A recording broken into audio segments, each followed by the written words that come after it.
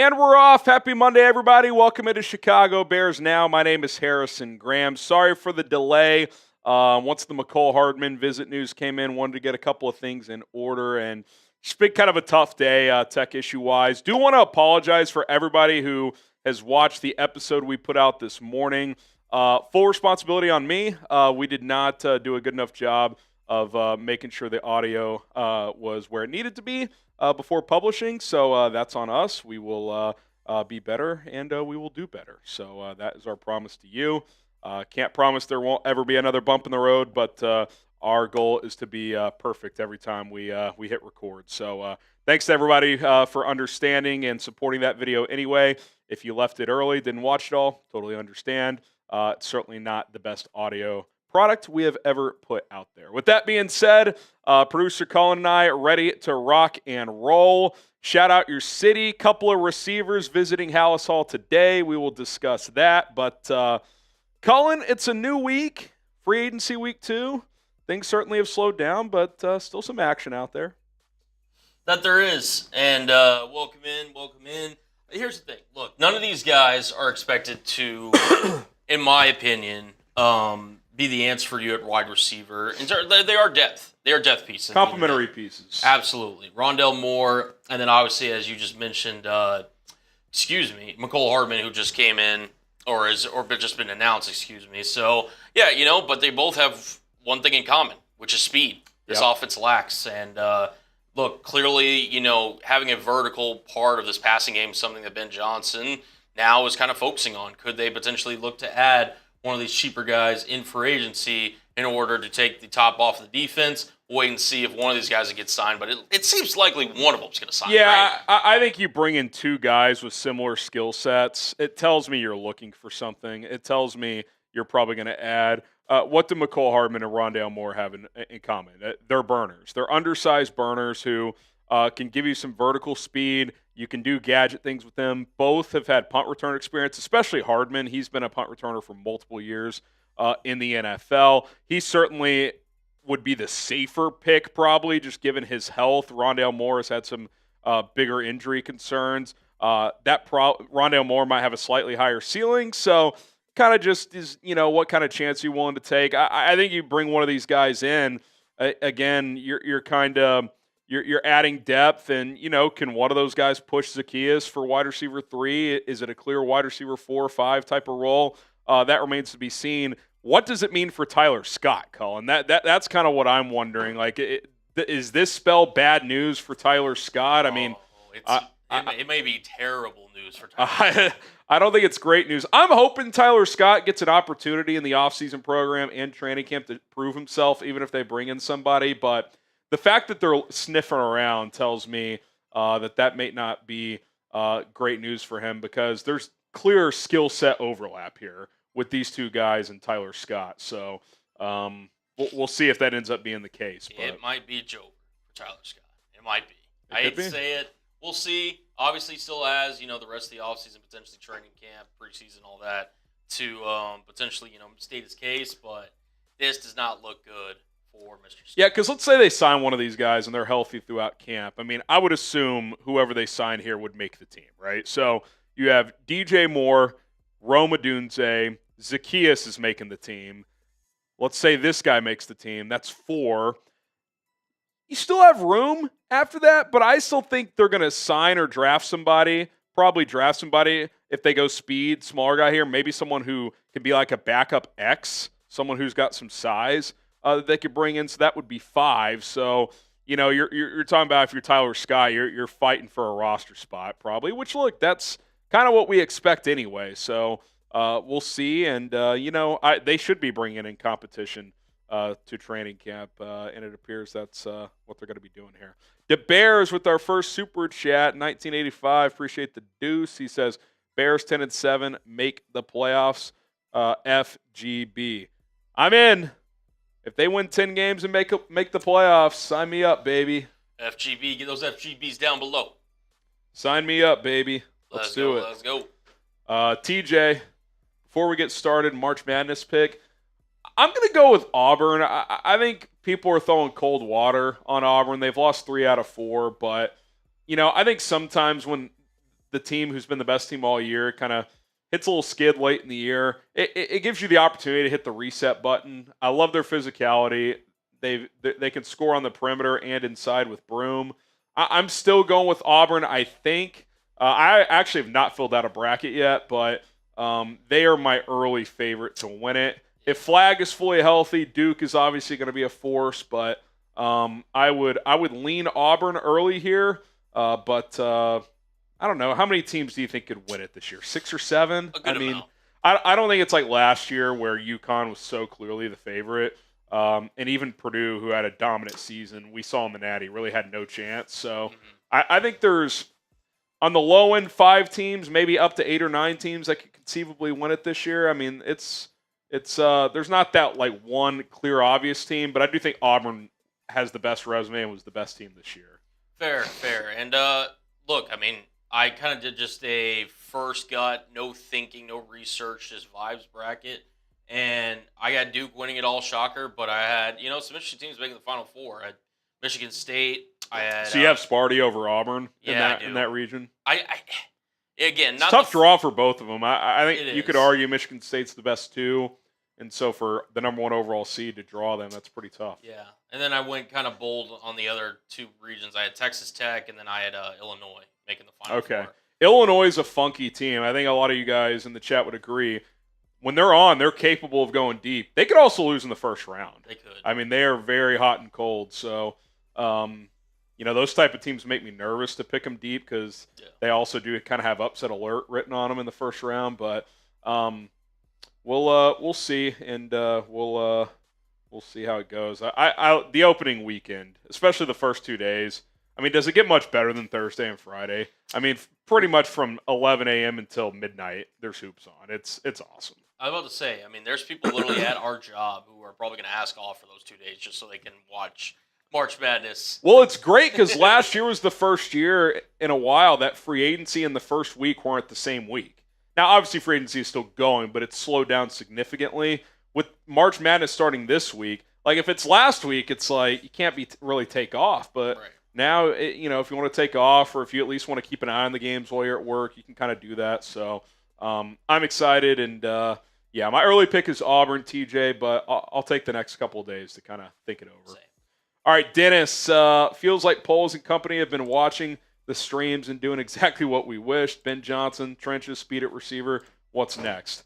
I think there's still like a depth piece or 2 in the trenches you'll see in free agency. Now, maybe that comes after the draft, but I could see adding a pass rusher. We're actually going to look at 50 free agents later on today. We'll kind of rapid fire through 50 free agents, 5 players at pretty much every position that the Bears could still target if they choose to do so. I mean, I think if you wanted to add a rotation edge rusher or, a swing tackle type of player, if they're concerned about Karan Amagaji, you could certainly do that. So, I think in general, the next big thing is the draft in terms of finding impactful players. But, that's kind of where things sit right now. Alex, hope we sign Moore. He would give us a burner. Yeah, I think they're going to sign a speedster. I do think they're going to sign a speedster. And I think they're going to kind of – I think this is also another signal of they got their big 2 receivers, DJ Moore and Rome Odunze, and then it's going to be like complementary pieces. Zaccheus will likely be like the number 3 receiver, but I don't think he'll be like the clear number 3 every week. Like there could be different guys that depending on matchups and by committee maybe. So forth. By committee or, if someone's got the hot hand or if they want to go with a burner against a slower nickel that week or something like that. So I think you'll see kind of different personnel groupings and substitutions based on opponents. Speaking of Rondale Moore, should the Bears sign him? S for sign, P for pass. Give us your thoughts in the comments section below. S for sign, P for pass. Walter says, go Illini. That's my alma mater. It's always fun when your team's in the dance, man. Yeah. I think they got a real shot. I mean, Yakachonis is one of my favorite prospects in this year's draft, and I think, with good guard play, you always have a chance to go deep in the tourney. So, hey, listen, I'm here for it. We got a sign from Bryce, Soccer Elite Jack, Alex Amberling, Joshua, LaCoura saying pass. Jake saying pass. Sal saying pass. Look at about 50-50 in the chat so far. Interesting. Yeah, the live poll, 68% yes. How about this? Type M for Rondale Moore, H for Mecole Hardman. M for Moore, H for Hardman. Who would you rather have? Yeah. I'll make that the new poll. Yeah. Who would you rather have? Yeah. Or you could just drop a name if it's not one of those two in the chat. Let us know down below. If you don't want it to be Rondale Moore or Mecole Hardman, let us know. Mecole Hardman caught the game-winning touchdown in the Super Bowl 2 years ago. Some championship pedigree, some would say. Yeah, he's played a lot of big games, that's for sure. I'll say early on in his career. DC Valus Joe. He's a saint. Saint signed him, for those who don't know. All right, Sam Luctera, no on Rondale Moore. The Tyler Scott disrespect is unreal. But I think it's this, though, Sam. I think it's like, regardless of what we think about him, I think the Bears are telling us that, at minimum, they're just not going to give Tyler Scott a job. Like, he's going to have to go earn a job. Now, I don't think if you sign Rondale Moore or Mecole Hardman, especially if it's a vetman deal, that just eliminates Tyler Scott. I mean, vet minimum deal doesn't mean shit. You could easily cut that player. But I think Tyler Scott is going to have to earn playing time. And, quite frankly, a roster spot. You know, I know we all hated the coaching staff last year, but they clearly didn't think he was very good. Otherwise, he would have played more, especially on a team that was searching for answers most of the season. So, I'm with you. I personally like Tyler Scott, but I'm not in that building. Like, they know more than we do. Especially Ben coming in. I mean, if, you know, I'd like to see what Ben Johnson could do with Tyler Scott, but maybe they just don't think he's a great NFL player. I don't know. So, I don't think you have to blindly trust these people or these guys when it comes to this stuff, but I do trust Ben Johnson's offensive acumen, and if Tyler Scott doesn't make this team or if he doesn't really have a role, that's telling to me. That tells me that maybe he's just not what we were hoping he would be, and that happens. That's the NFL, man. Sometimes guys are better than when we thought coming out of the college. Sometimes they're worse. So I think the jury's still out. I think he'll be here through training camp, and he'll get his opportunity, and when he does, he's going to have to take advantage of it. So see if he's able to do it. Cornelius, is Ashton Jeanty officially your number one realistic target for the Bears in this draft? He's my number one. Yeah, if you take like what's his name, Michigan defensive tackle Mason Graham out of the equation, yeah, because I think there's a tiny chance he could fall. But if you take him out of the equation, he's right there. I mean, we did a video over the weekend that went out. If you guys want to go check it out, ranking the Bears draft options with the number 10 pick. I put 10 scenarios out there. Including the idea of trading up and down, and then specific players. I had him and Armand Mimbu, 2A, 2B, and Mimbu I would only consider over Jeanty if the Bears strongly felt like he could be a left tackle. If they're not convinced, it's a clear Jeanty. Even if they are convinced, I would still maybe lean Jeanty, but I think it's a 2A, 2B situation there. If they feel like, A, Braxton's injury is a problem and Mimbu's a long-term answer at left tackle. If not, I do think Jeanty would be a really good pick, which I believe regardless. Long answer short, or what's the phrase there? Long story short, Jeanty's right near the top, like of a guy that conceivably could be there that would be a good pick for me at this point. So, yes. Jay Zilla, imagine the live with your last videos, mic quality. Yeah, well, okay. In fairness, and listen, we appreciate, we love all our sponsors. We didn't check all the boxes on our end in terms of the setup. That starts and ends with me, so that's our problem. But I will say this, and this is not just plugging a sponsor. They are the best in the game when it comes to gaming. Like gaming headsets, these are studio, like, content creation microphones, right? Like, yep. They're going to be different than this for what we do. But if you're a gamer, they're as good as it gets, especially if you play first-person shooters, like hearing people around you and all that stuff.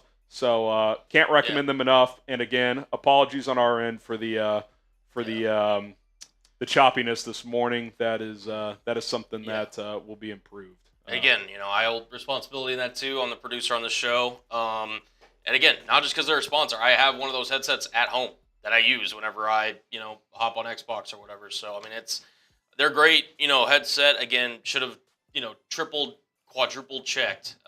That's on us, not Turtle Beach, yeah, is what we're trying to say. Exactly. Like, they're a great quality headset, and that's on us for not making sure all the, T's and I's are crossed and dotted. So, look, like, just techno talk, when you start inputs, outputs, changing microphones, sometimes the audio settings get thrown out of whack, and we didn't do a good enough job of dotting our I's, crossing our T's. So, little March Madness talk. Who's your early pick to win it all? Oh, Coop's rolling with Bama. I don't think they're good enough defensively to win 6 games. They can score. They can score. Connor Murphy here. Thoughts on 10 and one of our second-round picks for 4 if Carter falls? I mean, if it only costed 10 in a second to get to 4, yes. But I think to move up into it to 4, you would have to trade a future first. And I'm not in that business. I don't think this draft is good enough to trade a future first for. That's my thought. That's why I was so in on the idea of like a Hendrickson or a Micah, because I was cool trading this year's first, because I don't think this is like a loaded draft. But I don't want to trade a future first for a player in this draft. But Connor, if he falls to 6 and it doesn't cost a future first, it's that same trade. Yeah, I'm the wheels are churning at that point. Like I'm pretty interested. Bears goated. Jeanty getting more heat to go before 10, getting scared. I don't think it's something to get scared over. I think you'll find a player at 10 or a trade down could be available. It would suck a little bit, but I like a lot of backs in this draft. I think that the Bears will be just fine, but I will say this, and our Raiders host has gotten pretty firm with this. He does not think the Raiders will take Jeanty at 6, and that's not his, what he would do. He does not think they'll take Jeanty. He thinks McMillan out of Arizona is a strong option for them because they don't really have a true number 1 receiver. He's also mentioned Mimbu out of Missouri because they need a right tackle. So, look, do I think Jeanty could be in play for a Pete Carroll-led team? Yes, but he's pretty firm that he doesn't think it's going to happen. Now, a lot can change between now and April's draft, so we'll see. I would say Jeanty's chances of getting to 10 are probably right at 50-50.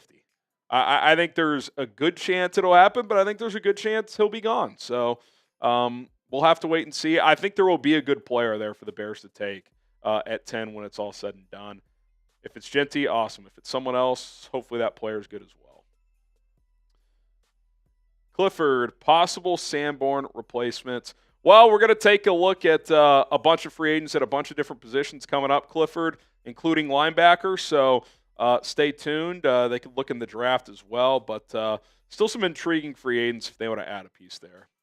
Hunter Young would love to see more reactions to Bears takes. Oh, like reacting to the Cowherds of the world like we did earlier. We do that from time to time. I mean, obviously, we want to make original content as well, but we like to give our spin on what some of the big national talking heads are here and there. If that's something you guys want more of, we could certainly work that in, a video a week or a couple videos a month. Especially when it's like a hot take or a notable take. Definitely reacting to that type of stuff. And this goes without saying, but just a reminder, if you want to send in a super chat with your take, by all means, Harry will give his opinion on it. If you want me to chime in, I'll chime in. Yeah, if you want me reacting to your takes, Hunter, I'm here for it. There we go. But yeah, I mean, it's a cool, just something. I mean, obviously Cowherd. I mean, that was pretty big for him. That's like a big step in the. Well, because he's been a pretty big Bears pessimist. So for him to, after the first week of free agency, to be like, yeah, they're my second team in the North, and I think they're a playoff team, it's pretty notable. Like last year, a lot of people were on the Bears hype train. Nick Wright had him in the Super Bowl. Colin had him last, or maybe third in the division. Either way, not a playoff team, and he was right. We'll see this year if he's right. Should have swept Green Bay. Yeah, should have. Should have, could have, would have. Bryce, why not take Josh Simmons, Kelvin Banks? You could take them. I don't love them at 10. I don't think they're bad picks at 10, but I just think there's better players you could take. Simmons, the medical thing for me, and then Banks. I think Banks,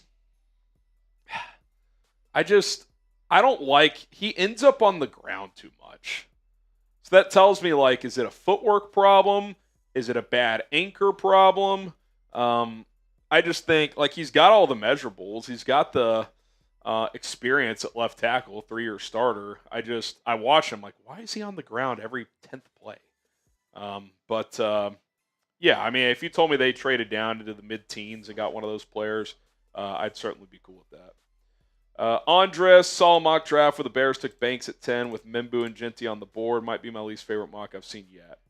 Yeah, it's tough for me to justify that one. Now, the only logic I could see there is if the person who did that mock feels strongly that they don't think M'Bendu can play left tackle. It's like, okay, fair enough. Banks has been a 3-year starter at left tackle. He checks the measurables boxes as well in terms of height, weight, and arm length. Jeanty, like, I'm guessing he just went positional value as well. In this case, I would absolutely 10 times out of 10 take Ashton Jeanty over Kelvin Banks at 10. Like, are you with me on that, Colin? Like, is there any scenario where you would take Banks over Jeanty for this team right now? No. I think Jeanty's just that much better of a prospect. Yeah, I really like Banks as a prospect in general. The value you could get him at, say at 10 versus like a 15, like an 18, later mid to back into the first round, to me is the better value for him.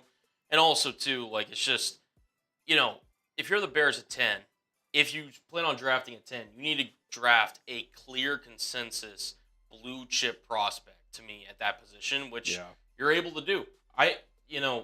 We've talked about, all the different prospects that we have ranked highly in this draft class.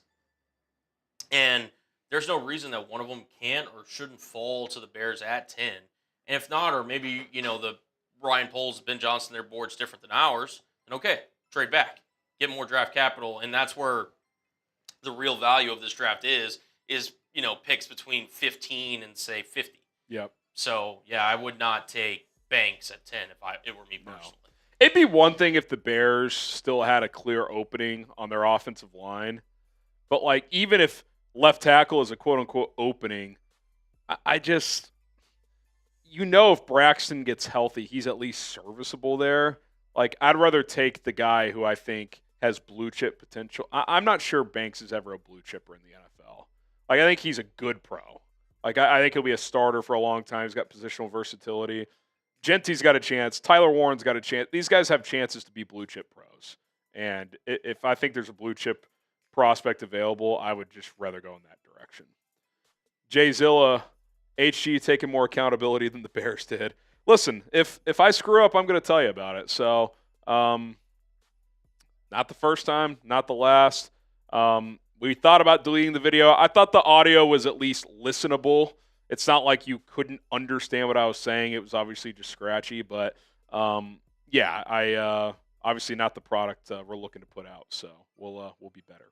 Colin, appreciate the 20. Might be a homer pick for me, but the Bears should absolutely consider Pat Bryant day 3. I don't think it's a homer pick. I think day 3 has got good size on the outside. He could be like a backup for Rome, big body backup. I do think if they sign one of these speedy receivers, I would look in the draft day 3 who's like a bigger body receiver to be a backup for Rome Odunze, because your receiver room would be Rome Odunze, who's 6'2", 6'2.5", DJ Moore, who's right around 6 foot, maybe more like 5'11", Zaccheus, 5'8", 5'9", Hardman, Moore, under 6 feet. You would want a second receiver with some size, even if he's a backup. So I think that's what they would do. He says, give me Xavier round 1. Pretty good draw for the region. Yeah, they play Texas in the play-in in the first 4. So I do like the winner of that game plays Illinois. That's a tough draw, I think, for Illinois, because I think both Xavier and Texas, when they're on, can play. So we'll see. Like I would have much rather drawn the North Carolina-San Diego State game if I was Illinois. So we'll see how that goes. Caden Goodvaldson, please talk O-line since Moon forgot about it. So the offensive line from left to right, Braxton Jones, who's recovering from I'll pull it up. A leg injury. Joe Tooney at left guard. Drew Dahlman at center. Jonah Jackson at right guard. Darnell Wright at right tackle. You've got Karan Amagaji, who will be on this team, so that's 6 locks. If Bates is on the roster, through training camp, I would assume he makes the team. as a backup interior guy. I think Bill Murray's got a good shot. Stromberg with the strong camp would have a shot. Maybe they keep one of Stromberg or Bates because both could be the backup center. The other guys to me are kind of just camp bodies. Like I want to add one more depth guy and then one more guy in the draft that has starting potential, even if it's not a starter right away. So then you're probably looking at your starting 5, Amagaji, depth guy that you sign in free agency, so that's 7. Guy you draft that has starting potential, that's 8. And then pick 2 from the rest of these names to make the 53, 1 or 2. Teams carry 9, sometimes 10 offensive linemen. So that's kind of what you're looking at. Curtis, is drafting McMillan or Johnson if they fall to 10 not even an option? It's hard to say. I mean, if it's true BPA, then I would say it's an option. I love Will Johnson's tape. There's injury concerns there. I want to see how his workout goes at Michigan's Pro Day. Look, I love McMillan. For me, you could argue that could be a BPA situation. I just don't think they're going to be in the wide receiver in round 1 business, and they probably shouldn't be for a second straight year. Like, if you draft McMillan, is he your 3rd receiver? Like, to me, that's kind of a waste. Like, I would rather, if he's sitting there at 10, be like, for sale, who wants him? Come get him. We'll take an extra second-round pick off your hands. So I'm not saying they're not options. I just think if you draft either one, like, okay, if you take Will Johnson, are you done with Tyreek Stevenson? Because to me, if you're drafting Will Johnson, you're playing him over Tyreek Stevenson, I would assume.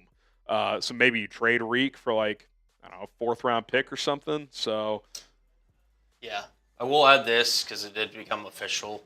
Garrett Bradbury was released from the Minnesota Vikings. Is there any chance the Bears potentially look at him, in your opinion? I wouldn't mind him as a backup.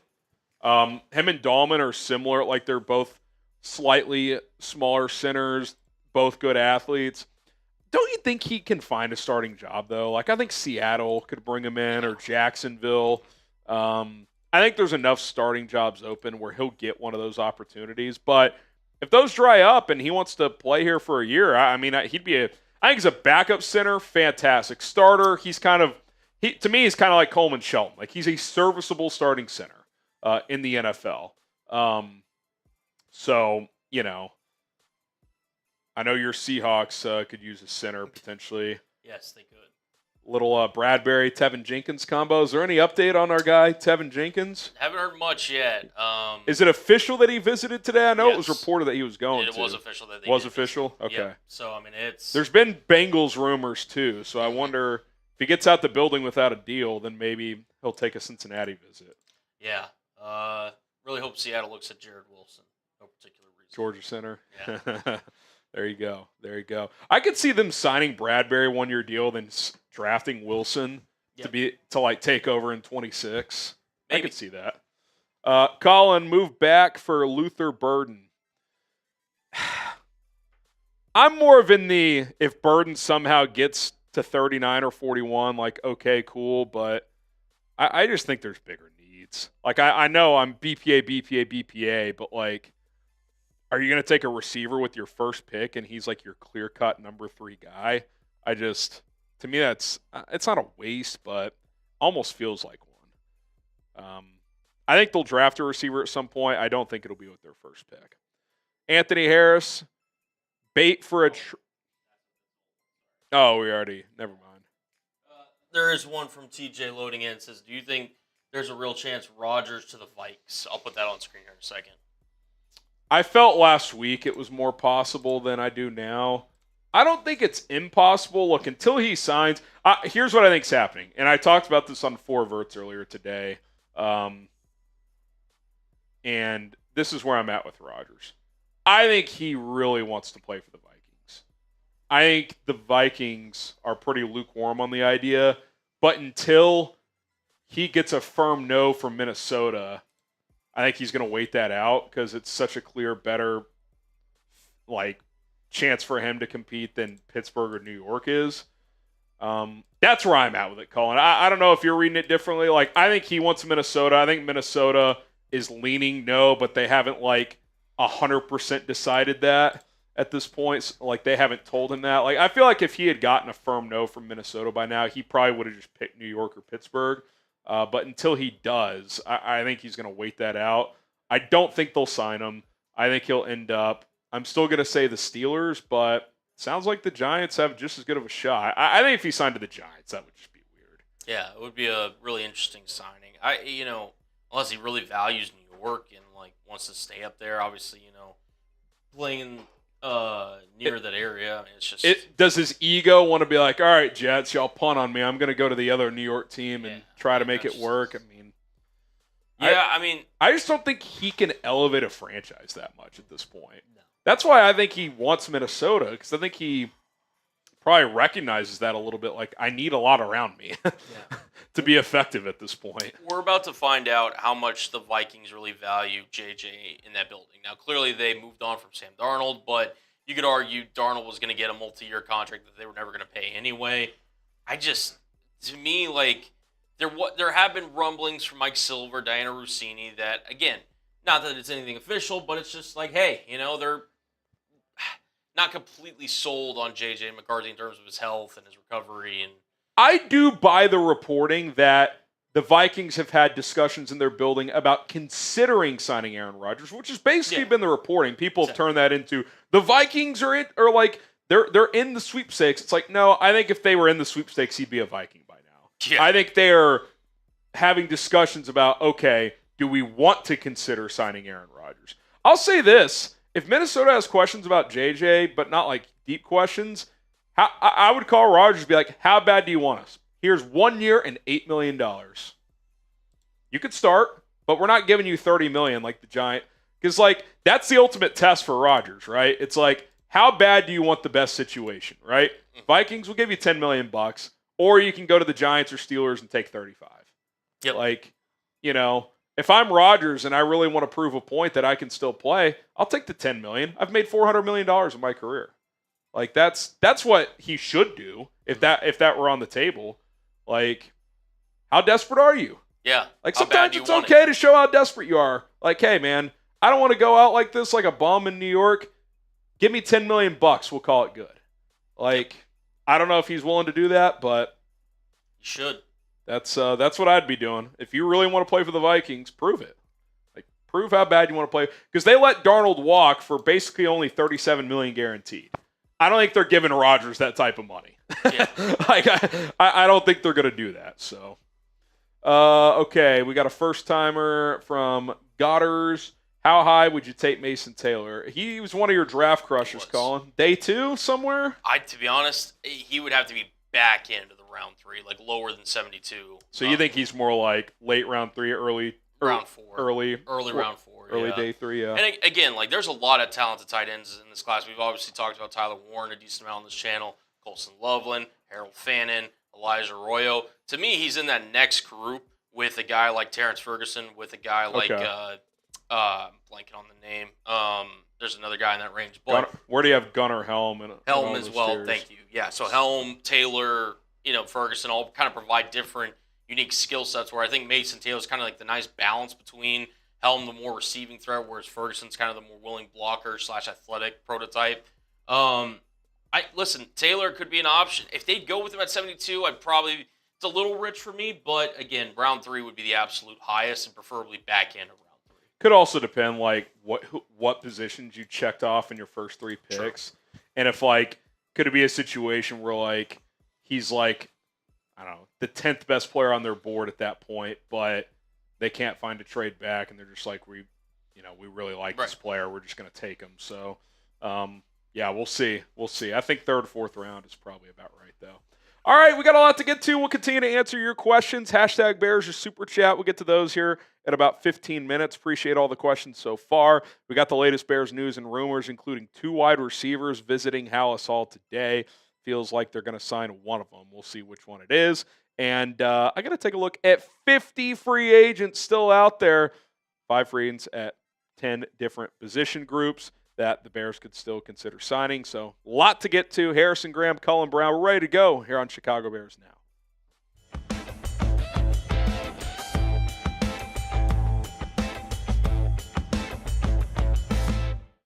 All right, the Chicago Bears hosted 2 wide receivers for visits at Halas Hall today. Welcome to Bears Now by Chat Sports. I'm Harrison Graham.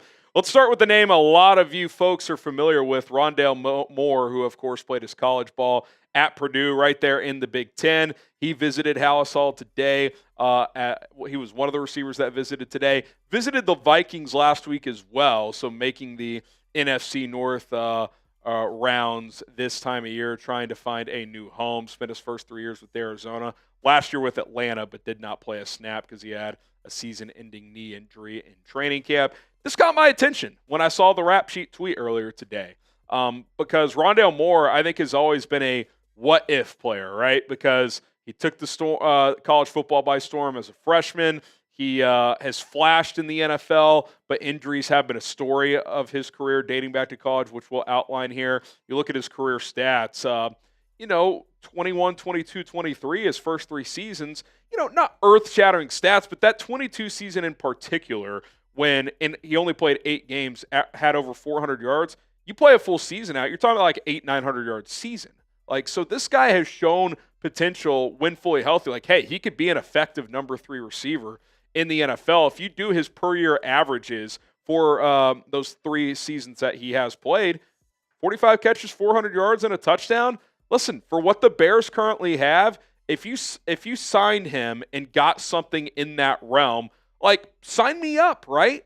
Because to me, it's pretty clear that the Bears are not going to go with a notable wide receiver 3, right? It's not going to be like last year where they had the big 3 of DJ, Keenan, and Rome. It's DJ and Rome, and then it's probably Zaccheus as your penciled in 3, and then it's complementary pieces, guys who can push Zaccheus. I think Rondale Moore would fit that mold as a speedy guy who has potential, has never quite met it, has some injury concerns, but can be a functional, rotational wide receiver that can do some different things, give you some different things that you don't currently have with his elite speed. Should the Bears sign Rondale Moore? Type S for sign or P for pass. Give us your thoughts in the comment section below. What say you? S for sign or P for pass for Rondale Moore? Now, something that just has to be discussed when it comes to Rondale Moore is he does have a pretty extensive injury history. There's no doubt about it. Going back to Purdue, and then in the NFL as well. It's not like it's just one fluke injury that cost him a season. Grady Jarrett tore his ACL. Other than that, he's been healthy his entire career. Rondale Moore, back in 2019, had a bad grade 2 hamstring strain, missed 8 games at his second year at Purdue. 21, sprained his ankle, 3 games. 22, hamstring strain again, 3 games. Strained his groin in 22 as well. Cost him 6 more games. That's why he only played in 8 out of 17 games that year. So soft tissue injuries, right? They're popping up. And last year, tore something at his knee. It was never reported as an ACL, an MCL, or whatever. Missed the entire season with the Falcons after they completed that bizarre Desmond Ridder for Rondale Moore trade. Maybe the weirdest trade in NFL history.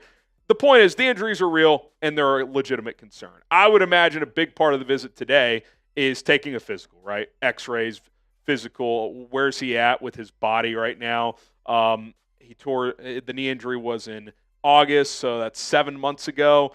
He probably wouldn't be medically cleared today, but is he going to be cleared by by this training camp in July? I think those are all things you would want to figure out before putting ink to paper.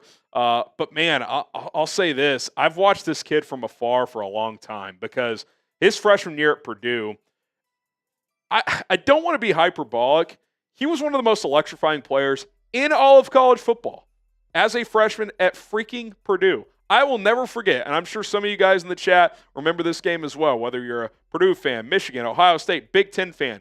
His game against Ohio State in 2018 was one of the most impressive games for a freshman college football player, especially at a program like Purdue, that I can ever remember. I want to say he had 15 catches for 200 yards. I mean, it was unbelievable the game he had. Purdue put up 60 points and upset Ohio State. It's one of the more shocking games I will ever watch, I think, because I can't think of a game like it. He was the catalyst. He was unguardable by Ohio State, who was one of the blue bloods in college football. So I've always been intrigued with this guy. When he came out, I was like, man, in the right offense, I remember thinking at the time, don't let the Chiefs get this guy because Andy Reid will find a big role for him. But when you look at what the Bears have, I mentioned you've got your big 2, Zaccheus, solid 3, but he's been a 3-4 type in his career. You throw Rondale Moore into the mix, let him go compete with the Tyler Scott, right? Like, let's see who is the cream of the crop for these depth positions. You've got depth openings.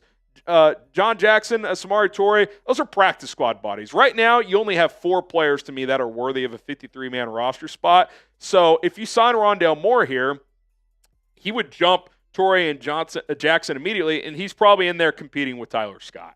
That's kind of what I look on that. So listen, if he checks the medical boxes, sign a cheap 1-year deal, come compete with Olamide Zaccheus.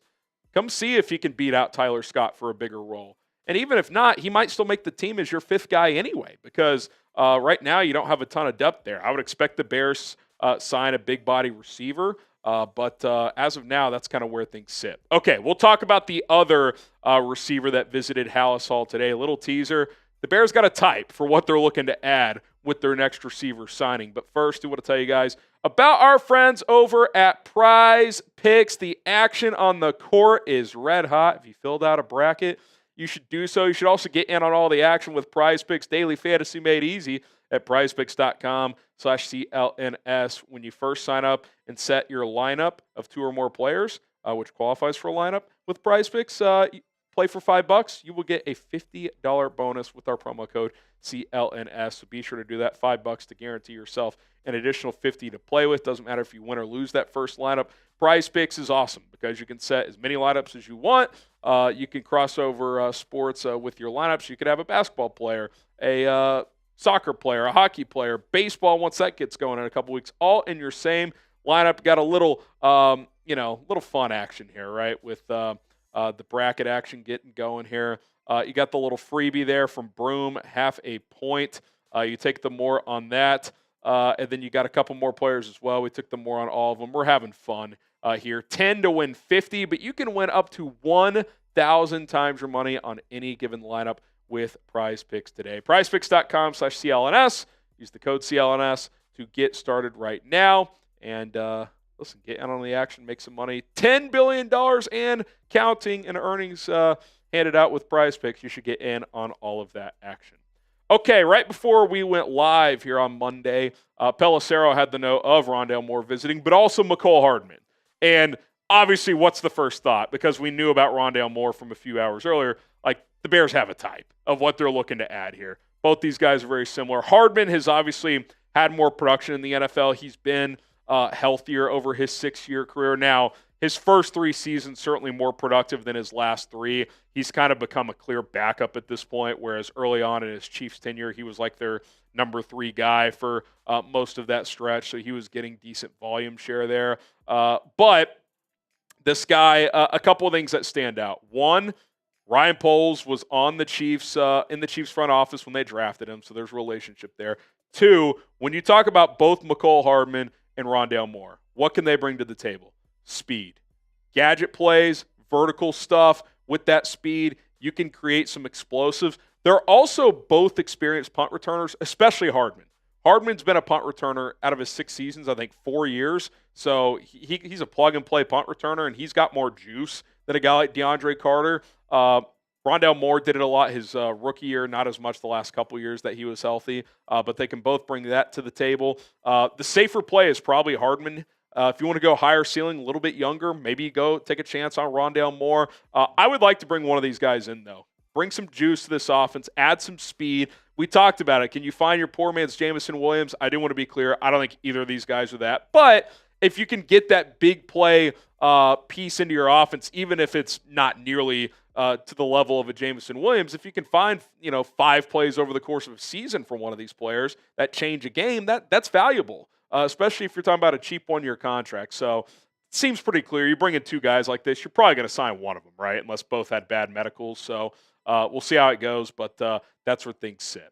Okay, I wanted to hit on this because you can kind of tie it back to the Bears here, but Derek Stingley signs a historic contract, the Texans All-Pro corner, of a 3-year, $90 million extension, $30 per year, with just about all of it guaranteed there. And you look at the highest paid corners now, Jaylon Johnson is 13th at $19 flat per year. That is, look, is Derek Stingley better than Jaylon Johnson right now? Yes, I would take Derek Stingley. But I will take Jaylon Johnson when I am putting my salary cap table together at $19 million per year versus Stingley at $30 per year all day. Now, to the Texans' credit, Stingley had 2 years left on his deal, so it really turns into a new 5-year contract, kind of like what the Bears did with DJ Moore last year. So if you're going to do it, get ahead of it early. But the fact they had to reset the market by $5 million, and when Jaylon Johnson got signed last year, even coming off an all-pro season, they didn't even have to reset the market with him. In fact, they didn't even get within a few million of resetting the market. Like, good job by the Bears, man. Great. It's a great deal he's on. Now, Jalen had some minor injury things, that probably got brought up in negotiations and so on and so forth. Like, I'm not acting like he's getting screwed, but Jaylon Johnson, to me, is one of the best corners in the game.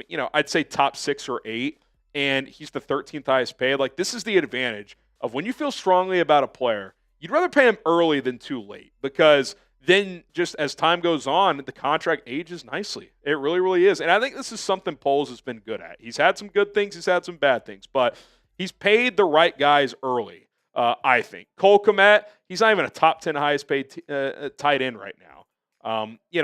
DJ Moore, it felt like a lot last year, but with 2 years left in the contract, it spreads out and the cap hits can stay manageable. He's like the 12th highest paid receiver now. Like, Ja'Marr Chase is clearly a lot better. He's over $40 million. DJ Moore, 28, and 2 of those years got morphed into the 4-year extension, so it's a reasonable contract. Jaylon Johnson, same deal. Like, none of these guys are top 10 at their position. You could argue when all are at their best, they are top 10 players at their position. So I think the Bears have done a good job with their books. Obviously, they need to hit on more players and build this roster out better, which I think they've started to do this offseason. But you've gotten good value with some of your key guys, and that's promising when you do good business like that, because it just keeps you more flexible with your salary cap long term.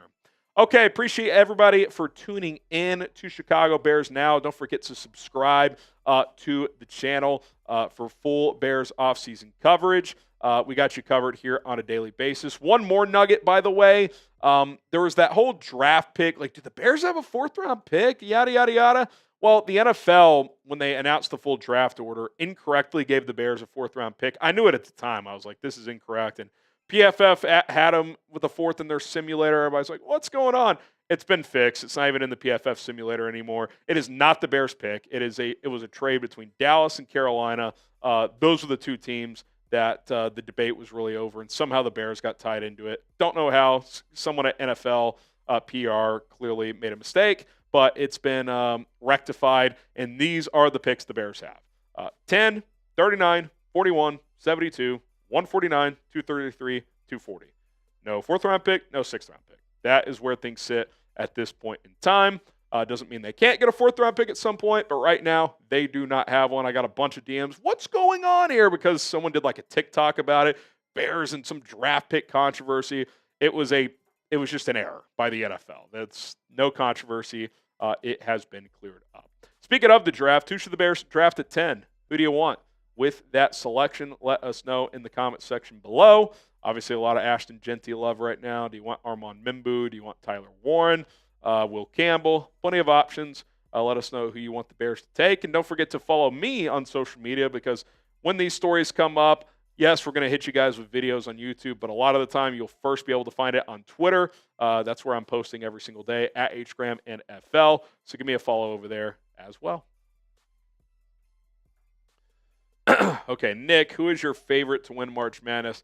Yeah, if you're just joining us, I mentioned Auburn earlier. I know they've lost 3 out of 4, but best resume this year. They've won a bunch of big games. Veteran coach, veteran roster, good guards and bigs. I still think they're the best team. That's my pick right now. I'll definitely keep an eye on any Cooper Flagg injury news, but that's where I'm sitting. Something's funny over there. Josh Dobbs, just now Awesome's getting in on it. I see Loctera, obviously. Loctera, how do the Bears get Josh Dobbs pried away from who did he sign with? New England. 2-year deal. We're going to have to wait 2 off seasons unless he gets cut after this year, which is Josh Dobbs, so he might. Need to bring Josh Dobbs to Chicago at least once. All right. In all seriousness, he would have been like, if you wanted to add a vet to the room, he would have been like the perfect one, because like he's no threat to play over Caleb, but would have been fun in the room. Trade number 10 pick for him in a heartbeat. Oh, Sammy. Sammy. Pass says just stopping by. Much love for you and the entire Chat Sports crew. Appreciate the great work. Here's to a great season. #RealOne. Appreciate you. Big Snoopy guy here too, by the way. So we love Snoopy. love the. You want a fun fact? Go for it. My dad went to the only high school in America where Snoopy is the mascot. There's only one high school in America where Snoopy is the mascot. Let me look this up. My brother. So for fairness, I love Snoopy. My brother is like one of the biggest Snoopy people So ever. So there's clearly like a copyright thing, like Right. Otherwise you'd see it more. But Loyola College Prep, private school in Shreveport, Louisiana, they use Snoopy as their mascot. The school received permission to do so from Charles Schultz, creator of Peanuts, in 1966. Only school in America to have Snoopy as their mascot. So there you go. Fun fact of the day. Fun fact of the day. Get your #Bears questions in, or super chat to get in on our mailbag that's coming up here in a moment. It could be anything from, which receiver do you want the Bears to sign, Jack Sanborn replacements, who should the Bears draft at number 10, who's your draft sleeper. It could be any one of those things. Use #Bears, and let's get in this mailbag, guys. We got some questions, but, I'm seeing the same people ask the same questions over and over. Feel free to get in. This is your chance to get in on Bears now. Yeah, get in there. I want to know which receiver the Bears are signing. I'm going to see if my contact has a scoop. I was getting some Rondale Moore scoops earlier. I am going to renew the super chat link so that it doesn't die on me during the middle of the cut. But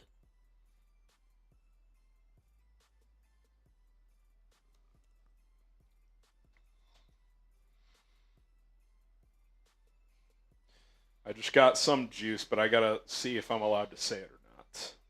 Can't be burning sources here. No. Not in this.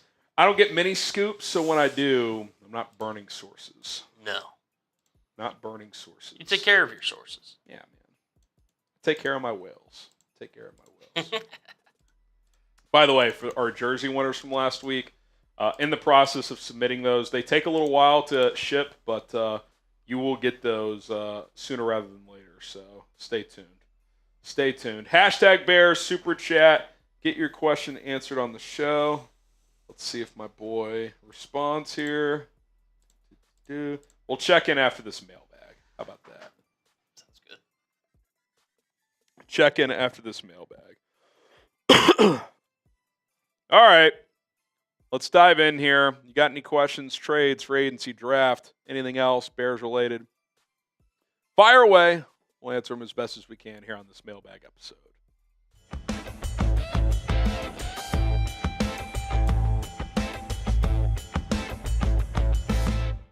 Let's kick off this Bears Now mailbag with Chi-Town Diehard saying, could the Bears still sign Za'Darius Smith?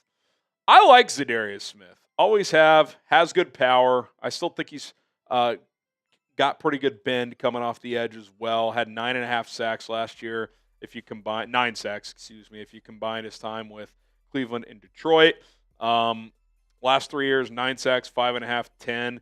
If you get somewhere in the middle there, 6 to 8 out of a guy like him, come and be that number 2, number 3 edge, depending on how Adangbo's role is. I think it's pretty clear they're going to move him around. He'll play some edge. He'll play some 3-tech. He can move around, which you like that versatility. Smith would come in on obvious pass rushing downs. I would like it. I don't know what the price tag is. I don't think the Bears want to give like $10 million out to a player like him. But, if it got down to $4, $5, $6 million bucks, would you consider bringing him in? I certainly would if I was Chicago. I think he can still play. And what did Ryan Poles say last week? Like, you're always looking to add pass rushers. Like, you can't have enough there. And, I think the Bears have made some progress with their additions here, but clearly could still use some more. What do you guys think? Should the Bears sign Za'Darius Smith? Type Y for yes, type N for no. I'd like to see it happen. Let us know about your thoughts. Okay, DC Viper with the recent receiver addition, possibly more coming. Is this the end of the road for Tyler Scott? I don't see how he doesn't get cut. So full disclosure, filming this on Monday. Obviously, they've added to Olamide Zaccheus, Rondale Moore, and Mecole Hardman visited. Let's say they sign one, and by the time some of you are watching this, we may have that news already. I think there's a good chance they add one of these guys. Does that mean the end for Tyler Scott? Let's flash the wide receiver depth chart real quick, because there's still some depth openings. You could add one of these guys, and both this player and Tyler Scott could make the team.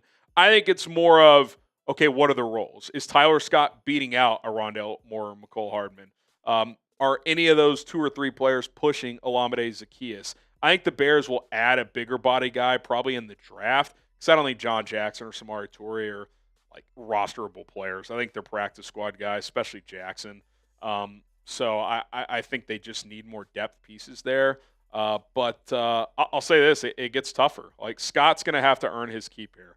I think that's very clear. He's coming off a year where the prior staff clearly he fell out of favor with for whatever reason. Fresh start in a sense with Ben Johnson, but I think also Ben Johnson and the staff aren't exactly viewing him as like a guy they want to bank on. Like, they want to bring in more talent and more competition. So I think for Tyler Scott, you got to have a simple approach this offseason. You got to work harder than you ever have. You got to view this as you're like an undrafted rookie. Like, you got to fight your ass off to make this roster. I think that's just the reality of the situation. Alex Marquez, do you think the Raiders take Jeanty at 6? I think there's a chance. Our Raiders report host, Mitchell Renz, he actually does not think they'll take him based on things he's heard. He thinks Terrell, McMillan, or Armand Mimbu are more likely. Now, Pete Carroll at his core, what does he want to do? He wants to run the football. They don't have a true RB1. Jeanty solves that problem for them instantly. But if they want to beef up the trenches at right tackle with Mimbu, they could do that. If they want to get Geno Smith, a guy who has wide receiver 1 potential, and McMillan to pair with Brock Bowers, they could do that as well. So, look, the best way I can put this, I think it's 50-50 whether or not Jeanty gets to 10. I think the Raiders could take him. A team could trade up. A surprise team could take him, sitting between 5 and 9. He could fall to the Bears. I think there's a decent chance it happens. I think there's a decent chance it doesn't happen. So I'm sure we'll get more intel between now and April, but that's where I think things sit at this point in time. Subscribe to Bears Now, because we have videos all year long, whether we're in season, whether it's the off season, whether it's the dog days of the off season. We're bringing you guys content every single day, so do not miss out here on the channel. Lacora, what are the candidates to restructure contracts in 2026? I could say Jonah, Tremaine, and DJ. Well, they already gave Jonah Jackson a 1-year extension through 2027, so I don't think they're touching that contract right now. I would not restructure Tremaine. And DJ, Jaylon, Montez, those are the 3 I would look at if you're looking to free up some more cap space. I don't want to restructure Tremaine because I want to have the flexibility to cut him next year if he doesn't have a great year. If you restructure him this year, that basically ensures he's on the team next year. He needs to earn that for me. Like, to me, Tremaine Edmonds is in a group of players who's safe for this year with this new coaching staff, but if he doesn't have a great year, could be on the chopping block in 2026. John Elia, I think I prefer Hardman over Moore because he's used to trick plays in Kansas City. He can be a kick return, punt returner for us. He's been healthier. I don't care about the trick play thing that much. I mean, new playbook, new scheme. I don't think that matters that much. I think it's more of, do you want to go with like a higher ceiling guy with Moore? Also, how much of a factor is money? Does one of these guys get like $4 million from a different team, whereas you could get the other guy for the vet minimum? Those things always play a role. I do agree in the sense that Hardman is probably the more reliable route given his health. He's done more of the return stuff, so if you want to kind of knock out 2 stones with one signing, a guy who can be your returner and give you some speed and gadget plays on offense, Hardman probably checks that box a little more. Rondale Moore, I still think, has a slightly higher ceiling as a pure receiver. Both have speed, but Moore's medical concerns are very valid. Okay, we got a Bears Nike t-shirt on sale. Limited time only, 45% off. Chatsports.com/BearsT. Go check it out. Link is in the comments and the description. Sal Vinco. I'm sure I'm mispronouncing that. Feel free to DM me so I can get that right at HGramNFL. A lot of chatter around defensive end in the top half of the draft, but if we miss out on a top defensive end, what are your thoughts on Savion Jones, defensive end at LSU, 6'5", 280, Dennis Allen type of D end?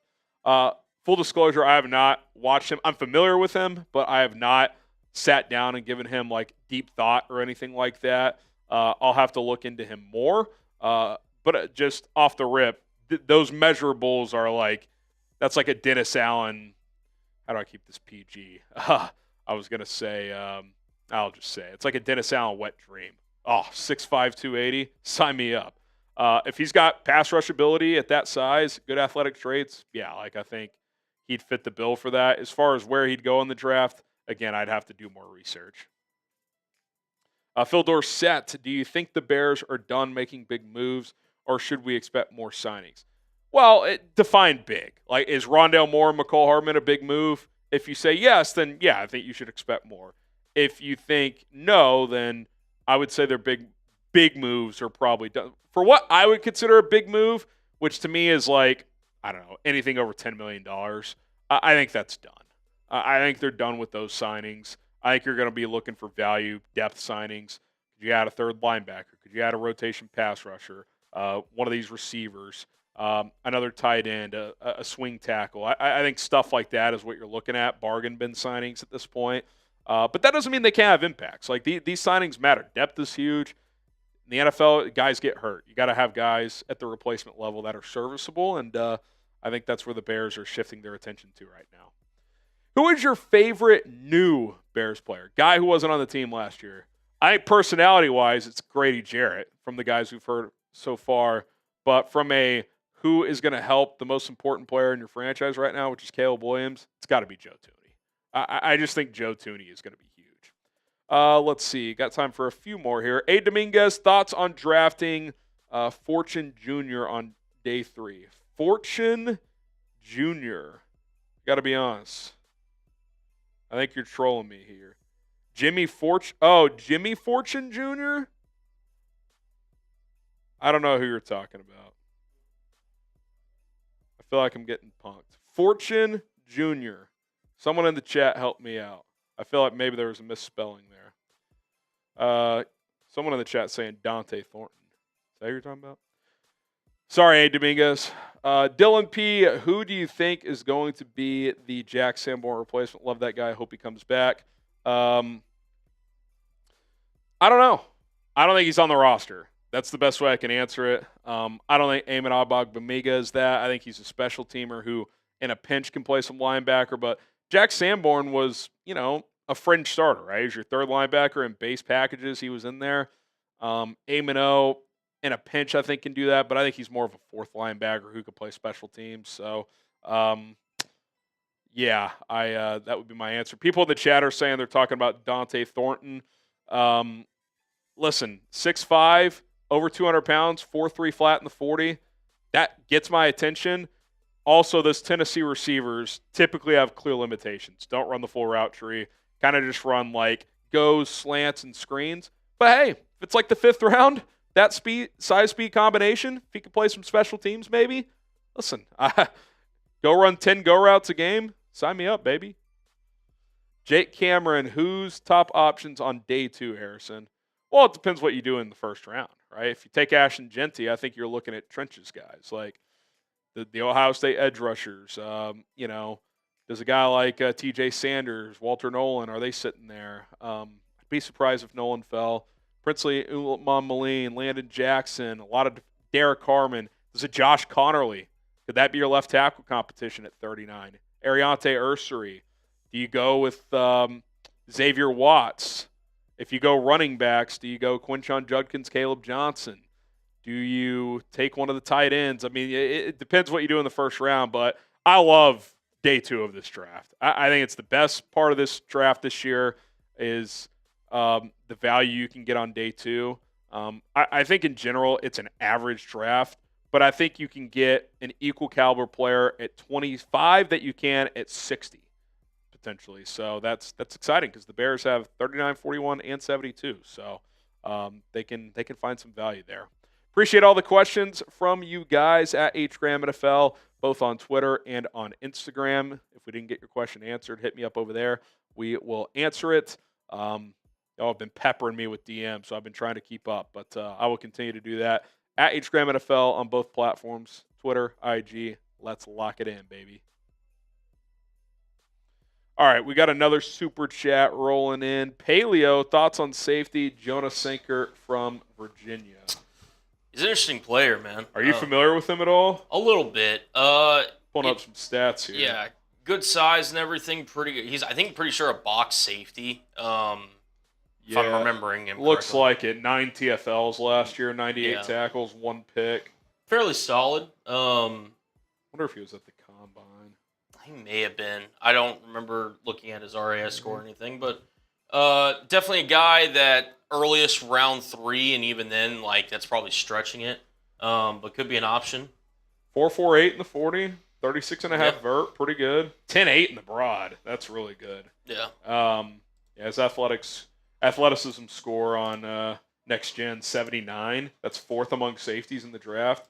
Yep. 6 foot 206, so he's got good size. So with that testing and size, he could probably play both safety spots. Yeah, it's pretty versatile. His score is a 6.14. So there's this scoring system. Did Lance Zierlein come up with this? This prospect grade score. I don't know if you've ever seen this. On NFL.com? Yeah. Yeah, that's Lance Is that Zierlein. his? So Yep. 614 falls into the range of good backup with potential of developing into a starter. Yeah. Do you think that sounds about right for him? Right. Backup early on, and maybe he's got a shot to start in the future? I'd agree. Okay. So that's typically like a 3rd or 4th rounder, I'd say. Yeah, about where I had him. And to be honest, he was in consideration for my draft crush today. But he, unfortunately, just missed the cut. But it is a safety. It is. I see. Kevin Winston Jr., come on down. Didn't he miss most of this year? He did. That's why I have his 2023 stats. I think he only played 2 games this year, if I remember correctly. He is coming off an injury, so that is going to be a concern. 3 games this year. Yeah. Okay, so 3 games. He is a guy where if he can get back to his 2023 form, I think he's easily like a top 50-ish type player in this draft. I remember him having a lot of hype coming into this year, then he had the injury. Yeah, and listen, man, I think he's a guy that can be a box safety that has the ability, again, hopefully coming off the injury, that is the big concern with him. He, to me, looking at his 2023 tape, and I'm not just saying this because it's the Bears channel and, looking for the replacements and everything, he plays like a more athletic Jaquan Brisker. Okay. He really does. Flying around. Physical, really formed tackler. 6'1.5", 215. Yeah. Good size and everything. His entire collegiate career, granted, was really 2.5 years. He could have gone back to Penn State. He did have medical redshirts and all that. Decided to come out for the NFL. His entire collegiate career, he only missed 2 tackles. He is a solid form tackler. Really good in the run game, really good instinctually. He's an explosive athlete, man. You think he's 3rd round, like is 72? 3rd, maybe kind of pushing it. To be honest, this is a guy that I could see potentially, because of his injury concerns, falling to day 3. Day 3 steal. Day 3 steal, exactly. So, look, I wonder if he'll test at his pro day. Yeah, that's the plan. Controlled violence. He's explosive and everything. Just looking at his weakness, man coverage skills are not as good as his run defensibility. He does have tightness in the hips a little bit, but I'm telling you, man, and he does have a tendency of like locking eyes and on play action with the quarterback. But this guy, if he hits, especially if you're able to get him on day 3, you want to talk about a Brisker easy replacement. This kid right here plays with all the time. Yeah. So he's ferocious athlete, man. I really do. If some team takes him round 3, which again could be the Bears, I'm not saying it's a terrible pick. I would much rather, just given his kind of unknown with his injury concern, take him day 3. But again, another potential option. Yeah, and look, they're going to add a safety at some point. Yep. I don't know if it's a vet. I don't know if it's a draft pick. Like, even in a world where Brisker and Byard play all 17 games, that's awesome. At most, one of those guys is back in 2026, I think. Byard he'll be 32 this year. Like, when they signed him last year, that was always like, hey, come be a guy for 2 years, then you're probably, we'll probably move on. Brisker, look, I think they'd like to keep him long term. He's a rah-rah guy. He plays his ass off. But, like, even if he's back after this year, like, to me, he's year to year with the concussion problem. I don't see how any team could give him a multi-year contract moving forward. Now, if you want to bring him back on a year-to-year basis, like if he has a healthy year this year, I'm cool with it. I just think in his case, you almost always have to have a third guy you feel good about. 100%. So, I would like to draft somebody, whether that is early day 3 or at 72, like someone you can develop, because chances are that person's going to see the field this year. So we'll see if Winston could be one of those guys. It's an interesting safety class. I feel like no one was really talking about safety, but then Imanwari has this awesome combine. I think Watts is a plug-and-play starter. Makuba is a good player. Like, I think you can find guys in the middle rounds that can come in, be third safeties, could start in the right situation. So Jonas Sanker, Billy Bowman, Lathan Ransom, who kind of dealt with all kinds of injuries. They all are like different flavor players too. Sebastian Castro. So I think it's guys you have to have like a vision for, but 100%. I would trust Dennis Allen, with his input, with how good his defenses are on the back end to find a guy that could come in and play. So be interesting. I think he's a beast, man. I really do. Like, I'm a huge fan of this guy's game, and again, if he can get back to this form right here, some people were saying he could potentially gone first round. So I remember some like pre-college football season, like big boards and mocks. Like, I'm sure I could pull up. I'm just gonna try and do this here. He's a talented dude, man. I'm gonna see if I can just find this from.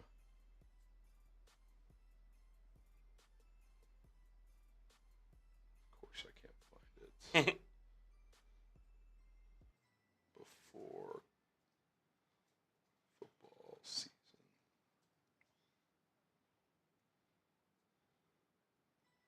There's one from November. I'm guessing he's not going to make his top 50 from that. Let's just see real quick. All right, guys, and then we'll get into our last segment here. Yeah.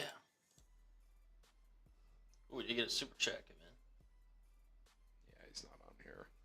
Yeah. But the point remaining, before the college football season kicked off, he was a guy that people were pretty high on. Yeah. All right, we'll get to the super chat, and then we've got one more segment. 50 free agents that the Bears could still look to sign. They're obviously not going to sign 50 players because then that means they're cutting their entire roster. So that's not going to happen. But could find one or two out of these 50 that they could sign. D. Wilk. I will answer this the best way I can without. I don't think I could get in trouble. I'm not going to give like a strong take. We can flash this though once it loads. Yeah. We're loading our super chats. Give us a sec, and then we'll get into our last segment here. We'll get into our last segment here. All right. God, I feel like we're going to sign off, and then they're going to sign one of the receivers. That could very well happen. It almost happened. Fourth day of free agency? We were like about ready to sign off, and then they signed Zaccheus. Yeah. So could happen again. All right, D. Wilk, what happened with Dan Bernstein on Twitter? I've seen the exchange. Look, I don't know Dan Bernstein. He's been on radio for a long time in Chicago, considered kind of a radio legend. So I do have a lot of respect for his career. Don't know him personally.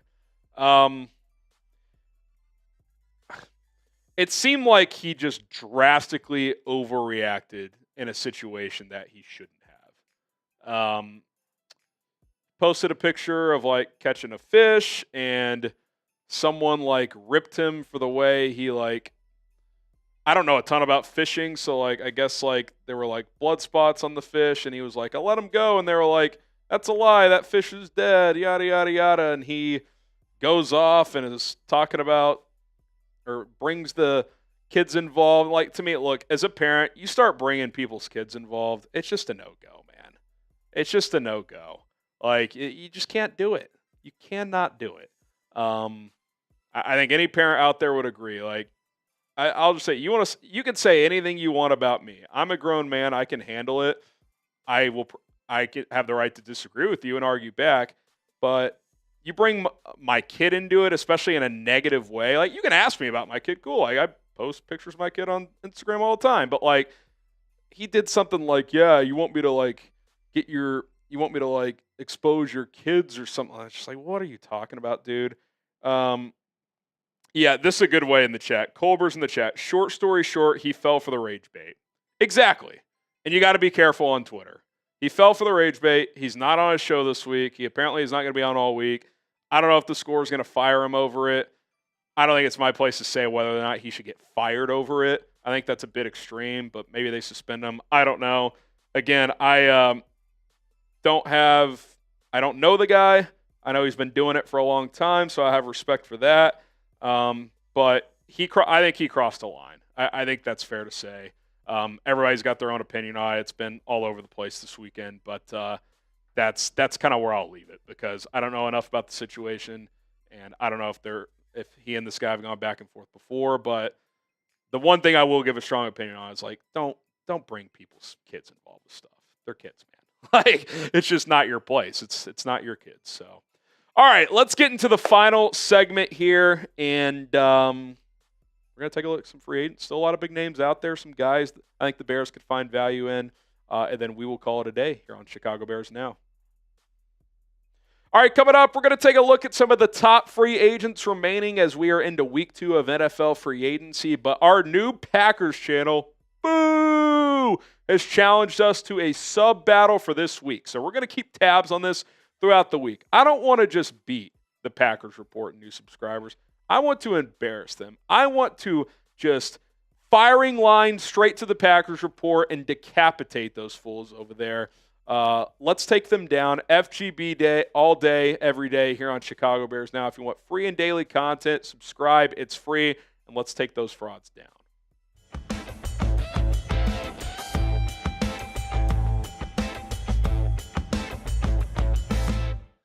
All right, are the Bears going to make some more signings in NFL free agency? I'm Harrison Graham. Welcome into Bears Now by Chat Sports. I've got 50 free agents still available to sign, a bunch of positions to go through, 5 players at 10 different positions. Now, we're filming this Monday night. We're going to publish it Tuesday morning. That's the plan.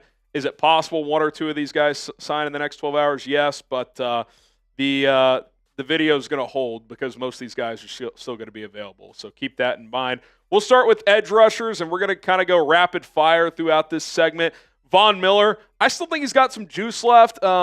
Is he a true 4-3 Dennis Allen prototype? No, but if you can get him for cheap and if he can come off the edge and be a rotational guy on clear pass downs, I still am interested. Za'Darius Smith, he's played everywhere else in the NFC North. He had 9 sacks last year. 10 sacks a couple of years ago. He's still productive. I think he's big enough to play in this scheme, plays with good power. If the price is right, I'm in. Charles Omenihu, this is more of a DA prototype. 6'5" or so, 280. He's got long arms. 2 seasons ago, he was really productive with the Chiefs. Then he tore his ACL. Took him a while to get back last year. Full healthy offseason coming ahead. I think you could get him on like a bargain 1-year deal to try and rebuild his stock in this league. And you might kind of find lightning in a bottle here because when he's fully right, he can give you 6 or 8 sacks. Matt Judon, obviously the Bears were interested last year. They made an offer to trade for him from the Patriots. Good thing they didn't get him because A, he wasn't very good last year, and B, the Bears weren't very good last year, so that probably would have been a waste of a pick. But bargain free agent for cheap, you could do worse. Preston Smith has spent a lot of time in the NFC North with the Packers, finished last year with the Steelers. Still a good rotation pass rusher. Not much more than that. I'm a little lower on him than these other guys. Okay, defensive tackles. It's not a great group. There's not many good ones left. I think a Dangbo being versatile and playing inside is going to help. But you could find like a this year's version of Byron Coward or something like that. He signed with the Jets, by the way, for those wondering. Raekwon Davis, he's had a decent career. Wasn't very good last year. Could you find lightning in a bottle? Maybe. Austin Johnson with the Bills, been around 10 years, been a rotation piece. Again, I don't think he's lighting the world on fire. Linval Joseph, out of all these guys, has had the best career. He's 36, but could he be Andrew Billings' backup, just be a bowling ball in the run game, give you 15, 20 snaps a game? Could certainly do worse. Mike Pennell, similar type of player, big physical run stopper, 32 or so in terms of age, rotation piece. Ryan Poles, has been familiar with him. He's played with the Bears before a few years ago. He's been with the Chiefs in a couple of stints, so he could be a guy to look at. John Jenkins with the Raiders, he actually played pretty well last year. Decent interior pass rusher, so he could be another name to monitor as well. Okay, let's talk safeties. I think this is a position you need to add, whether it's in free agency or in the draft. Julian Blattman, I think he's more of a starter. So to me, if you sign him, does that mean you're cutting Byard or you're moving on for Brisker? I'm not sure, but that would certainly be noteworthy. Jordan Fuller with Carolina, he's been around a little bit. He could also start, certainly. Could he be your third guy that you're ready to go if someone gets hurt? Would he take that role? Is he holding out for a true starting role? We'll see. Marcus Williams, this is an interesting one because he played with the Saints for a while, so you got the Dennis Allen connection. He was horrible with the Ravens last year. But that could be a good thing in the sense of he'll know the system with Dennis Allen, and he's probably not going to cost anything. Like, you could probably get him for $2 million.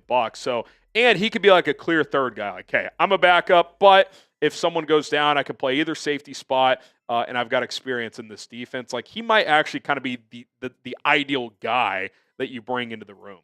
Chuck Clark, a lot of experience, played in some different defenses. I think as a third guy makes a lot of sense that you could bring in. Rayshon Jenkins with the Seahawks. He's definitely closer to the end than the beginning, but he's been around for a while. Wasn't very good last year, but producer calling in my ear saying he sucks. Needed a fifth name because Juan Thornhill got signed. I'm going to be honest. How should the Bears address safety? F for free agency, D for the draft.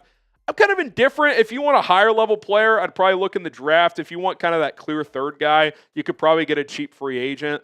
Obviously, you've got Elijah Hicks. You got Jonathan Owens. To me, one of those guys is still on the team. You cut the other one is probably what I would do there. I would try to upgrade at that third spot. But what say you, F for free agency or D for draft? Okay, offensive tackles, specifically guys, swing tackles, insurance for Braxton Jones. Joe Noteboom, he got a big contract from the Rams a few years ago. Over time, Alaric Jackson emerged and beat him out. He's a free agent now. He has experience at left tackle. I think he could fit the bill of being that swing plus insurance for Braxton Jones. Jedrick Wills, former first-round pick. We've talked about him a couple of times. I don't know what his price tag would be, but if he doesn't have a clear starting opportunity, I would take a flyer here. He was a first-round pick. Maybe with better offensive line coaching with Dan Rochar, he could turn into something. Andres P., long time with Rochar and the Saints, was with the Raiders last year. Clear swing tackle option at this point. You don't want him starting. He's well into his 30s, but would know the scheme. As a vet, you don't last this long without being a good team guy as well, so certainly wouldn't mind that. George Fant, same deal. Swing tackle. He's been around the NFL for a long time, can play both tackle spots. If you need him to play, he can. Ideally, he's a swing tackle. DJ Humphries, a few years ago, was a really good left tackle, had a serious injury. Chiefs tried to sign him midseason last year once he got healthy. I don't think he was quite right. If he got fully right again, I still think he could be a starting left tackle in the NFL. But even if he's not that, I think as a swing tackle or depth for Braxton Jones, I think he could be a decent option at the right price tag. Okay, more positions to go through, but first, we've got our friends over at PrizePicks to talk about. The action on the court is red hot as the bracket is here, and you should get in on all of the action with our friends over at PrizePicks. Play your game today, set lineups of 2 or more players, and pick more or less on the stat projections they provide. Points, rebounds, assists, combo stats. They're going to give you a number, and you take more or less on that number. It's a very simple concept. They've kind of taken the thinking out of it, right? They want to simplify it for you, make it a speedy process. That way you can fire off your lineups. You can set multiple lineups per day as long as you have money in your account. Obviously, the goal is to win money. That way you can play even more. And if you're a new customer, sign up today at prizepicks.com/CLNS. Use the code CLNS. Once you play for $5, they're going to give you an additional $50 into your lineup for free. Doesn't matter if you win or lose that $5 lineup. You're going to get that extra $50. Here's a 3-player lineup. To win up to 5x your entry. So if it's a $10 entry, you could win $50. Took the more across the board, including that freebie with John Broom. Take advantage. PrizePicks.com/CLNS. Use the code CLNS if you're a first-time customer. Play for $5, you get 50 for free. Take advantage today. Links in the comments and in the description. Get going with PrizePicks right now. Okay, interior offensive lineman, Matt Pryor. He could obviously swing out, play some tackle as well. You guys know how I feel about him. I think as a backup, he's excellent. I think as a starter, he proved last year he could be serviceable. You guys, real quick, just let me know. You want to re-sign Matt Pryor? I do. Again, maybe the price tag's too much. Maybe he gets up to like $6 million, and the Bears are like, we like you, but not at that price tag. I don't know how Ben Johnson feels about him. Scheme change, all that stuff. I'd like to bring him back, but we'll see what happens there. Okay, Dalton Reiser. I've always liked him. Similar to Pryor last year, but for a longer stretch. Serviceable starter, good backup. He tends to be one of these guys that signs like right before training camp, so he could be out there for a while if you have an injury at guard or if you just want some depth there. He's a plug-and-play guy that can play at a serviceable level. Shaq Mason did not have a very good year last year with the Texans, but he's been around for a while. He's been a starter in this league at guard. Again, he could be like your swing interior guy. That's an option. Will Hernandez, I think he's probably a starter somewhere. He's been a starter for a few years with Arizona, so I think he'll hold out for that opportunity. But, again, sometimes these jobs fill up, and you got to settle for what's available. So if he's willing to take on a backup role for the right price, I'd be interested. And then I threw a center in there, Andre James. I think he's good enough to start. I'll just verbally mention Garrett Bradbury as well. He got cut right as we were preparing for this show. I think both those guys are serviceable starters, kind of like Coleman Shelton, who he signed a backup deal with the Rams, so you never know. If they don't find starting roles, they're good backups, right? Like they if something happened to Drew Dahlman, you'd feel good about Garrett Bradbury or Andre James having to play, especially on a short-term situation if Dahlman was out for a month or something like that. So if the price was cheap enough, those are two names to monitor. Okay, wide receivers. Obviously, we're filming this on Monday night. As of now, Mecole Hardman and Rondale Moore have not signed. Not going to talk about them here, but some other names to monitor. Josh Reynolds. I put Detroit there because of the Ben Johnson connection. He actually finished last year playing both with Jacksonville and Denver, but Detroit's where his most recent success came from. Tyler Lockett with Seattle. I'm curious to see what he gets at this point. I mean, he probably sees Cooper Kupp get $15 million. It's like, Jesus, like I could probably get 10. The Bears are not in that business, but if it got cheap enough. Devin Duvernay is an interesting name. You know, the guys the Bears brought in on Monday, similar in terms of gadget, speed, returnability. Duvernay kind of checks those boxes, so that would be intriguing. DJ Chark, who, again, was he with Detroit? I actually don't think he was with Detroit last year. I had Detroit in my brain for Denver and Chark because they've both played in Ben Johnson's offenses, so who cares what they did last year? They weren't very good last year. The last time they did notable stuff was in Detroit. Chark would be that bigger body guy if you want like a backup for Rome Odunze. So there you go. He was a Charger last year. Did not do much. He's been hurt a lot. Elijah Moore. I'm still interested. Over 2,000 yards in 4 seasons with Cleveland. Productive player. You know, I think he'd be like a come compete with Zaccheus type of guy. But we'll have to wait and see. Okay, linebackers. Isaiah Simmons. He can kind of play all over. He's not great at anything, but he's okay at everything. He can play some safety, some linebacker. You could put him near the line of scrimmage. Could he be that third linebacker where he's versatile and can play different positions? Spent the last 2 years with the Giants. Maybe he's your Jack Sanborn replacement. Willie Gay Jr., who played 4 years with the Chiefs, so you have the Ryan Poles connection. Last year played in New Orleans under Dennis Allen, so you have that connection. I think he can start.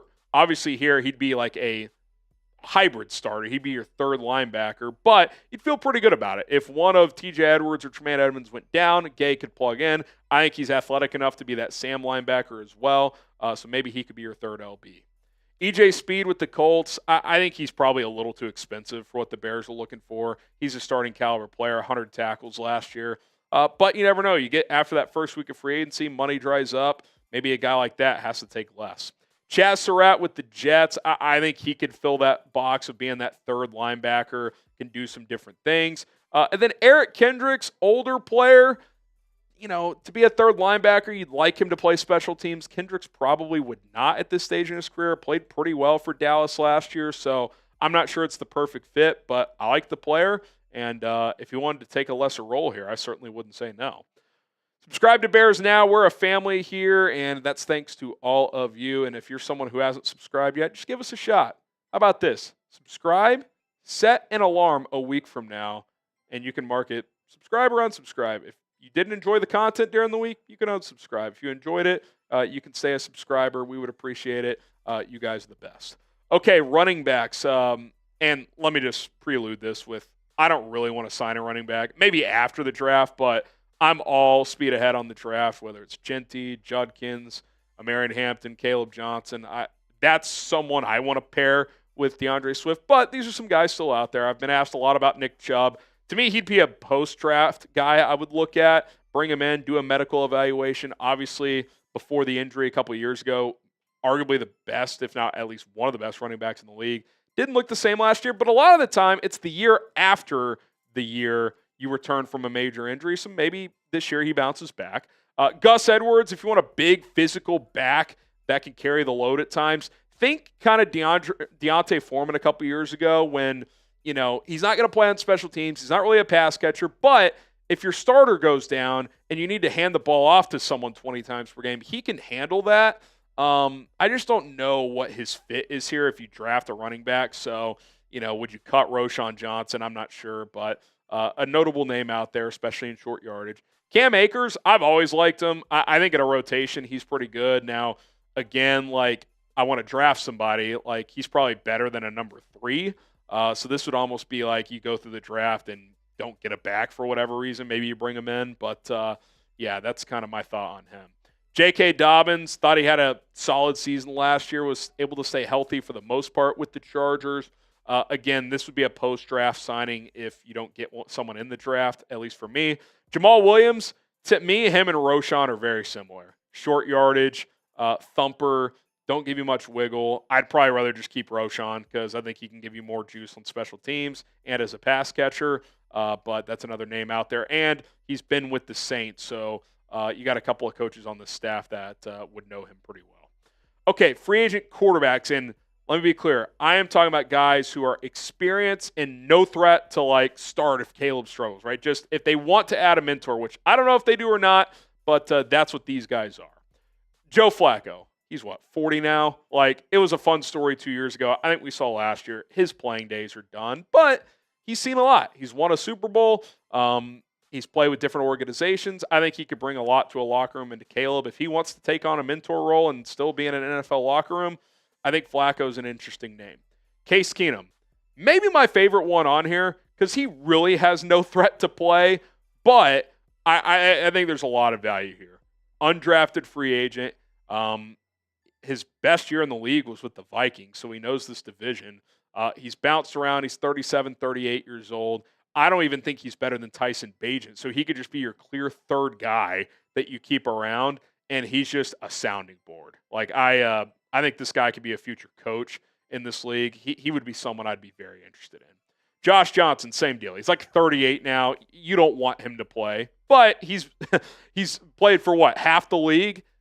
Clearly, he keeps getting jobs. He fits in, right? And that's the type of guy I'd want to bring in if you're going to add a third quarterback, a veteran, someone who would fit in and not cause problems. That is Josh Johnson to a T. That's Teddy Bridgewater. Now, is he going to go back to coaching high school football? He signed for the playoffs for Detroit. I don't know what he wants. I think clearly his playing days are pretty much done. But come in, compete with Bagent for the backup role, probably your third guy. Knows Ben Johnson in the system. I'd be cool with it if he wants to do it. C.J. Beathard, he's stuck around 8 years in the league. Played at Iowa, Big Ten kid, so knows the area, and could be a guy that's probably just your third quarterback. That's kind of what I'm thinking here. Third quarterback, because I think Bagent, from a playing standpoint, is your clear backup, but do you want that vet who's seen a lot? Remember last year we were talking about Ryan Tannehill a lot, then he ended up not signing with the team. I think it was pretty clear he either wanted to start somewhere or not play at all. If any of these guys are cool with being a clear backup or even third string guy, but want to be a part of a team, hey, sign me up. I think for a vet minimum for any of those guys, they could all bring value to a locker room.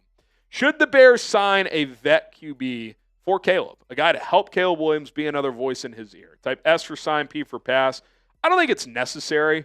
I think a guy like JT Barrett on staff can basically handle that role. But if you want somebody, I would not be opposed. S for sign, P for pass.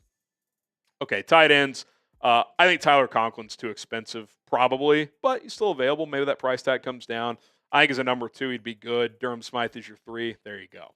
Mo Alley Cox didn't do much last year, but he's had some productive years in the league. He has improved as a blocker, which is a positive thing. I think any person who's going to be a backup tight end, if he's not an elite receiving tight end, you better be able to block in this offense.